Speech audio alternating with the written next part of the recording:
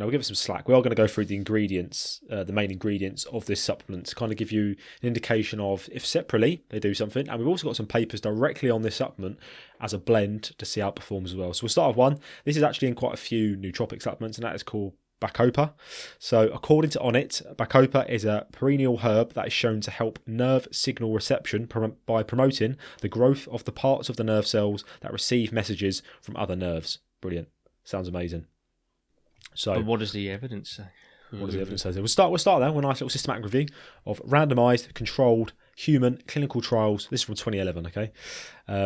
So the subject, this is really important actually, the subjects of this study were all adult humans and they had no significant cognitive impairment or dementia. Okay, so that's important. They've got, there's nothing wrong mentally, essentially. Of the 64 located studies, 10 were deemed to be relevant randomised controlled trials. Of these 10, 4 were excluded for not meeting the inclusion criteria, leaving 6 for review. So if they've gone from 64 to 6, and those 6 were placebo controlled, and that's important. But that just shows you that there's a lot of studies. But according to this, only 6 of them are actually worth using in this systematic review. So the trials were conducted over 12 weeks. Across the trials, 3 different Bacopa extracts were used at dosages of 3 to 450 milligrams extract per day. All review trials examine the effects of Bacopa on memory, while other cognitive domains were less studied. Now, the dose is really important in this because 300 to 450 milligrams across them, yeah? Yeah. ONNIT Alpha Brain has 100. Imagine my shock. So we haven't even got to the sort of results of this paper yet, but regardless if it was good or bad, there's not going to be enough in this supplement to do what this study suggests. So that's going to be important to remember. This is the case of a lot of supplements, to be fair. The thing is, this is obviously like a single ingredient we're looking at, but when you see a supplement that says nootropics, usually it is some kind of like proprietary blend where there's like several ingredients all at one. Mm-hmm. So technically you are going to get, lower dosages, especially when it's like a capsule form like that. So this doesn't surprise me that straight away it's underdosed. There is actually some evidence that suggests it enhances memory-free recall in non-demented subjects. So that's, as I said, subjects who have not got any sort of mental impairment. Yeah. And thus, Bacopa could potentially be clinically prescribed as a memory enhancer. At present, there is insufficient evidence to suggest that Bacopa can enhance other domains of cognitive performance. This may reflect heterogeneity, which we've described before as variability, in the measures employed by the studies across these cognitive domains. So far, there's a suggestion that it could help with memory-free recall in people without any mental impairment, which is good. It's a little suggestion there, which is not bad. Unfortunately, you've got to make sure if you're taking a product with this ingredient in, it's got a high enough dosage. Yeah. If it's got too low a dosage, chances are it's not enough to be actually doing anything. So that's Bacopa. That's the first one. We've got plenty more. Bear in mind, these nootropics are absolutely packed full of stuff, so we're going to be here for some time. So buckle in. Could be where one of the problems comes from as well, actually. Yeah, exactly. Next one, which sounds incredible. Guess what it is? Cat's claw. Yeah, that sounds like something you get in Skyrim. Yeah, it does, doesn't it? Like, these names. When I saw it, cat's claw, I was thinking, this isn't actually a cat's claw, is it? I mean, it could. To be fair, they are very what's the word I'm looking for? Holistic sounding ingredients. So it could be cat's claw. Barbaric? Do you mean? I'm sure there'd be a vegan option. I mean, cat's claw? I wouldn't say somebody's stupid. I would say cats aren't really human anyway, so it don't matter. I'm not a fan of cats. It does actually have a proper name though, Tom. So bear with me. Uncaria tomentosa. That was good, Bill. Yeah, so that's its actual name. You've been taking your nootropics. I have been taking it. So it's an extract from a bark of an Amazon rainforest vine. Oh, you're doing so well until then. So very holistic, very, exciting. An Amazon rainforest vine, Tom. That sounds fucking awesome, doesn't it? I mean, the Amazon's in trouble enough as it is. You don't want to be stripping the bark off it. But, oh, no, yeah. Yeah. Yeah, but for the sake of Joe Rogan's mental health, come on. Yeah, exactly.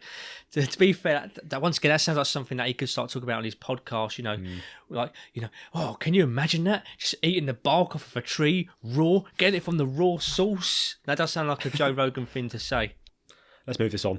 So, cat's claw is actually known to promote cellular integrity, according to ONNIT Alpha Brain, I should say. But if you actually look online, it seems to be more aimed at uses in cancer, osteoarthritis, rheumatoid arthritis, viral infections. Unfortunately, though, there is actually no strong evidence for any of those claims. So while if you Googled it and said, was it helpful, you'll see all that stuff normally come up, but the evidence out there is not strong for any of those claims. In terms of brain health, which is obviously what we're all here for, nootropics and all that sort of stuff, the evidence is also not super strong. But the only good thing about looking up this one particular ingredient actually did bring me onto a paper directly on alpha brain. So bear with me. This is actually really useful because it's actually on the people taking the supplements. So this paper then, there was 63 treatment-naive individuals. So treatment-naive basically means they've never had any sort of medical treatment, essentially. Yeah. Which is quite a niche, isn't it? They're between 18 and 35 years of age, and they completed a randomised, double-blind, placebo-controlled trial, which is obviously great. All participants completed a 2-week placebo run before receiving active product Alpha Brain or a new placebo for 6 weeks. And then they undertook sort of some neuropsychological tests at random and at study completion as well. So let's have a look at the results then, Tom. What would you think? What would you think before even... Well, straight away, we've all got our own biases. Straight away, I'll just think like, nothing happened or nothing significant happened. But so compared with placebo, Alpha Brain significantly improved on the tasks of delayed verbal recall and executive functioning. Results also indicated significant time by group interaction in delayed verbal recall for the Alpha Brain group. So their conclusion basically was using Alpha Brain for 6 weeks significantly improved recent verbal memory when compared with controls. But they also did follow on with, while the outcome of this study is encouraging, this is the first randomised controlled trial of Alpha Brain and the results merit further study, which is true. You can't go off one paper, but it's a promising start, and I think it warrants further research. I'd say it piques a bit of interest, but nothing major in my opinion. It's like when we did ashwagandha, and straight away I was like, you know what, I'd like to see something more on this. With this, it's like, oh, okay. I feel like ashwagandha had a bit more though. Ashwagandha had a bit more than one randomised controlled trial. Yeah, exactly. That is true. But no, it's promising. So I was surprised when I saw that, because I thought, you know what, it's good they've actually got a paper. Yeah. But let's see if it actually does something. But we do have another one. This one's a bit more interesting. So this one's actually on soldiers. Is really good because it has like a very specific outcome. Yeah, very specific outcome. Yeah. So they basically got 43 soldiers, and they wanted to look at measures of mood, stress, and this is the important one, marksmanship performance in US active duty soldiers. So they wanted to see if they could basically shoot better. Bottom line is, though, the effects weren't significant. Yeah, unfortunately. Now with that's cool because there's a very specific outcome they was looking for there. Like, are you fucking better at shooting after this supplement? And the methodology was interesting as well, because did you actually read the methodology? They was actually seeing if they could do a 360 no scope. I was about to fucking say, of course, I read the methodology, but a 360 no scope. Yeah, I must have missed that bit, Tom. But yeah, going back to this, like, seriously for a second, like, if you've got your ACMT coming up or you've got some kind of like other marksmanship test, maybe skip the nootropics. Yeah. I'll caveat to that, still get caffeinated, but skip the nootropics. Yeah, so we've got 2 papers directly on Alpha Brain there, but to be fair, they were looking at 2 different things. So what the first paper obviously looked at something a little bit different than the second. So there still warrants promise and further research on different outcomes as well. Yeah, of course. We'll move on to the next ingredient then. So this one is called Huperzine. Yeah, I'm glad that you tried it, because there was no way I was going to get that. Huperzine serrata. Huperzine serrata. Ooh, that's quite good. It sounds like I'm doing an order at Nando's. No, Lebanese Tom. Huperzine serrata. Whoa, fuck yeah, look at me. Here we go. Should be a holiday rep. So what is this then? So it's a type of club moss that contains a compound, which is the important one, Huperzine A. And this has actually been found... Well, so let me rephrase this, because this is what they say. I need to remember the quotation marks here. This is what they say. Not what I'm saying. This is what they're saying, all right? So this has been found to support healthy levels of the messenger chemical acetylcholine. Good. Acetylcholine, I think, for transporting messages around the brain. So we've actually got some mega stuff here from the Cochrane Library. Oh, now, if you know the Cochrane Library, it's a big boy library, right? This is like gold standard. Here we go. So they did a trial on Huperzine A for mild cognitive impairment. This is brilliant. No eligible trials were identified. In the absence of any suitable randomised placebo-controlled trials in this area, we are unable to perform a meta-analysis. So essentially, they said there was nothing. The current evidence. There is papers out there. but it's insufficient. It's like it's not good enough for them to even use, basically. No, illegible. Yeah, so what they said is that we need to see randomised, double-blind, placebo-controlled trials before they can go further. So for mild cognitive impairment, there's literally no evidence, strong evidence to back that at all. And then they look at Huperzine A for vascular dementia.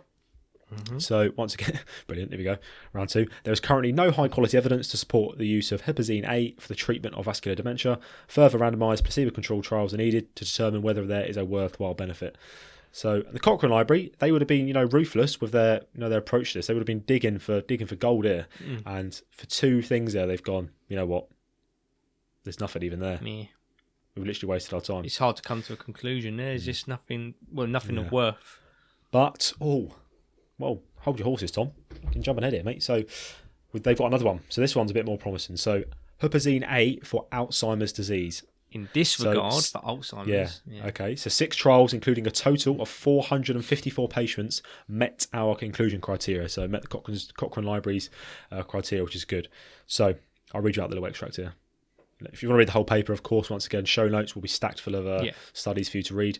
But that's why you listen to this episode, isn't it? So you don't have to do that. From the available evidence, Huperzine A seems to have some beneficial effects on the improvement of general cognitive function, global clinical status, behavioural disturbance, and functional performance. Well, I don't know what functional performance, what that even means. It could be anything, couldn't it? Battle ropes.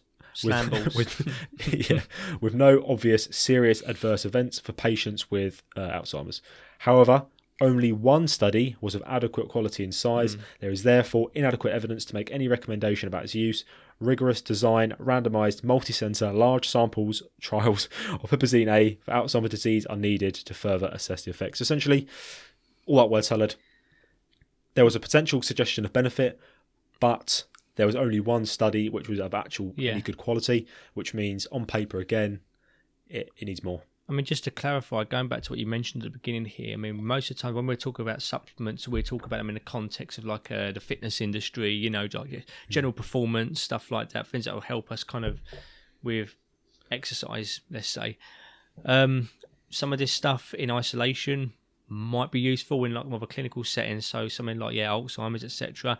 Obviously, maybe being a big thing there, as it says here, they can't even recommend it properly yet, but it is something where it's still like, well, maybe we can still put some research into it. But in regards to exercise and just general, physical performance, So if we take a breath for a second, Tom, so far on paper, the ingredients in this ONNIT Alpha Brain aren't stacking up to the current scientific evidence, which is it's worrying for a product that's that expensive. Basically, but we have got more though. As I said, these products are stacked full of ingredients, probably just to fill out the label and make it sound even more amazing. But we'll move on to another one. Oat straw.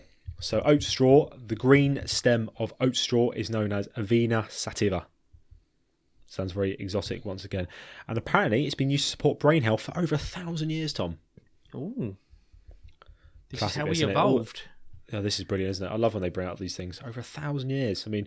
So you tell me 1,000 years ago, they had like all these machines a day to work out if it actually was improving brain health. If you go on PubMed, there is actually a paper, a systemic review from ancient the Victorian era.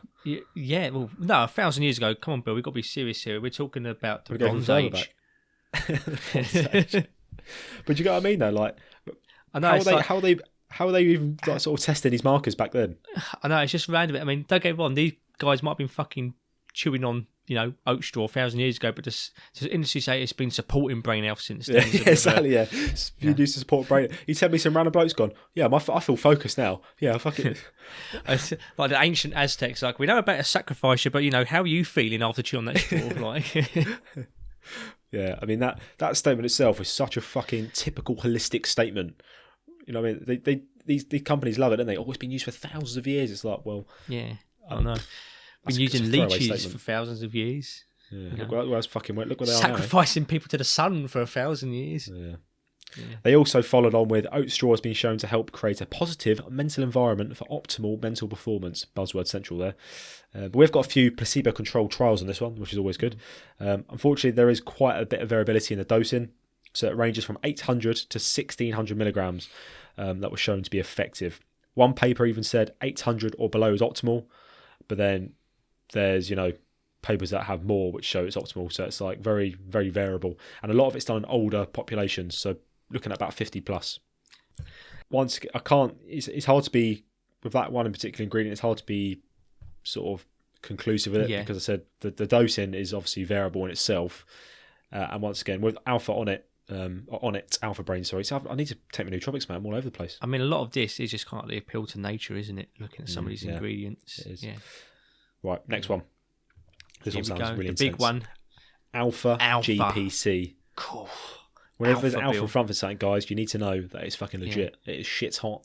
Not like those betas, not like that beta JPC. Fucking beta alanine. Alpha. Fucking that can get the beta alanine can get in the This pin, is can't the sigma GPC. So alpha GPC. So it's also referred to. So it's actually part of like choline. It's something called choline. So alpha GPC will sort of be like underneath that umbrella term. But you've actually got food sources. You can actually get this from food, choline, right? So it does include beef liver, eggs, fish, nuts, cauliflower, and broccoli. Yeah, some veggie, But you can also take it as a supplement as well, which is, they've actually included it in this one as well. In regards to supplementing it, the data so far indicated that we're looking at 1,200 milligrams to be taken in 400 milligram dosing. That seems to be where we're looking at the benefits, right? Unfortunately, you'll probably be so shocked to hear this. It's a lot more than what Alpha Brain has. Yeah. Which, once again, is frustrating because it's like you've got some evidence here which, shows a potential benefit at these doses. Just fucking put it in there. Yeah, but that costs money. Yeah, exactly. It costs money. Plus, Bill. They've only got so much space in those little tiny tablets, mate. If they want to get 15 ingredients in there, they've only got so much space, you know what I mean? But it's not all good news for alpha GPC, though. So in healthy younger populations, there is no human evidence to suggest cognitive enhancement properties. The main suggested use is reducing cognitive decline in the elderly. So this is basically focused at elderly. And this is something we know. As you get older, the prevalence of cognitive decline is there, isn't it? It's the natural thing to happen. It's a thing, yeah. It's sad, but it happens, yeah. And that's why a lot of these papers are done on older generations. Unfortunately, though, the way some of these nootropics are marketed is they're marketed, maybe young professionals who want to focus, they want to have clarity, they want to get more work done. Unfortunately, it doesn't seem to be of any benefit. Not in like certain populations. No, of course not. No, yeah. So, but yeah, alpha GPC, those foods are listed. Eat enough of those, and that should be fine, really. If you're able to supplement it, potential benefit 1,200 milligrams taken in 400 milligram dosing. But that's really only on elderly population, so I'm not sure how old our audience is. If you are over 50, send us an email. It'd be nice to know. How many have you got? That would be wild. I wouldn't. Do you know what? I wouldn't be surprised. People more in my age range. It's probably so. Your age range. I love that we just made that a real thing. Now you're like definitely over 50. Well, I am fucking hell. I actually accidentally told someone I was 40 the other day. And I don't know how it happened. I just panicked and I said I was on the wrong side of 40. Sorry, 30. I can't fucking remember what I told them now. But basically, I had to then convince them, look, I'm so sorry. I got my own age wrong. I'm actually 33. You know what the problem is here, Tom? Is I need to be on my alpha. Yeah, but I say, my alpha we're making it sound like we've got serious cognitive impairments here. It sounds like we need to be on this sort of stuff. Fucking hell. You try managing a gym.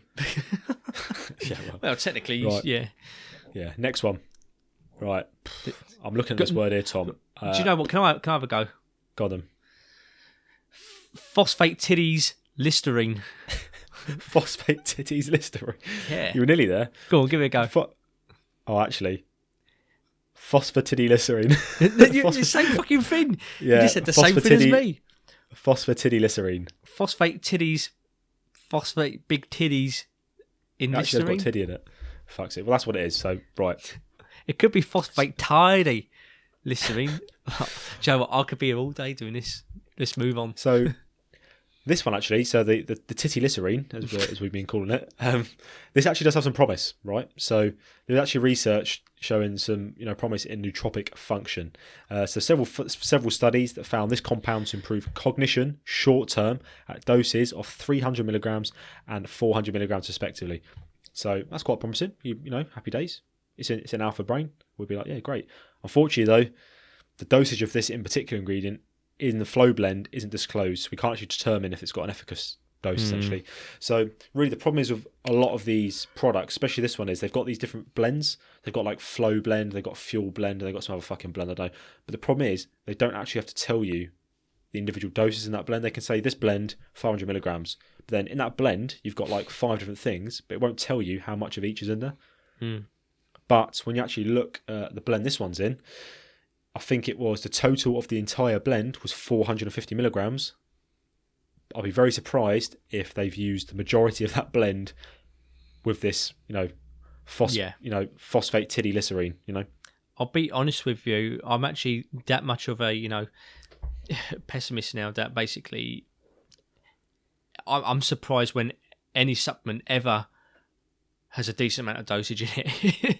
I'm generally shocked when I'm like, oh wow, this actually has like a really good dosage in it.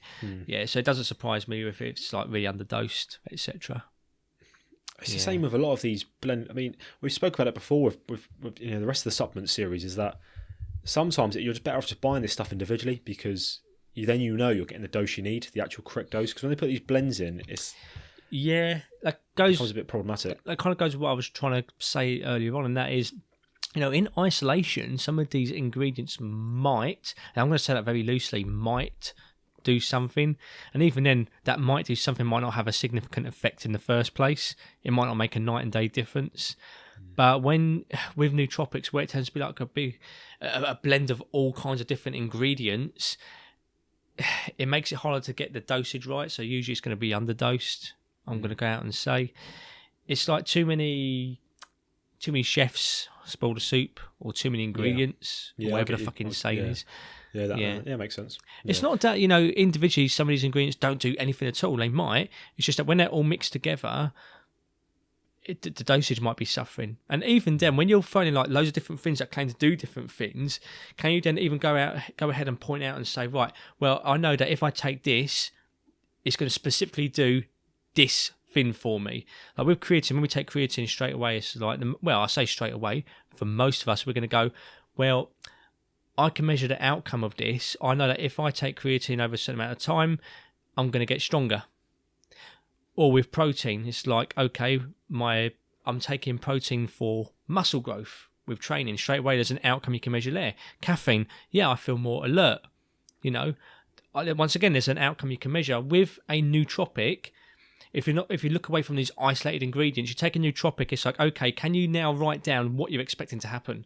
And most times, just like improvement in cognitive behaviour. It's okay.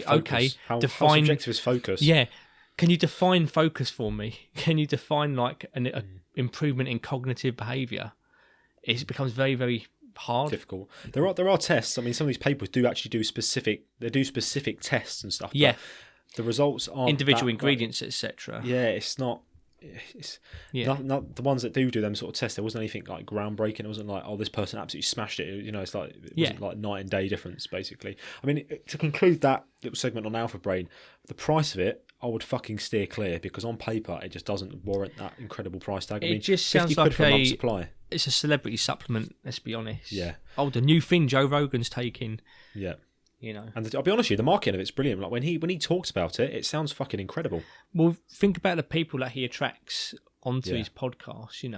It is going to attract those types. Like Joe Rogan is super woke. He knows that COVID was created by Nestle. Therefore, he's. I want to be like Joe Rogan. He's super woke. I'm going to take his nootropics. I get you. Then they go and listen to their Jordan Peterson soundbite. It's a good name as well, though, isn't it? ONNIT Alpha Brain. Oh yeah, of course, yeah, Alpha Brain. Everyone wants to. And let's be honest with you, that kind of aligns with the whole Rogan Bros. Oh, Alpha. I want to be Alpha. Yeah.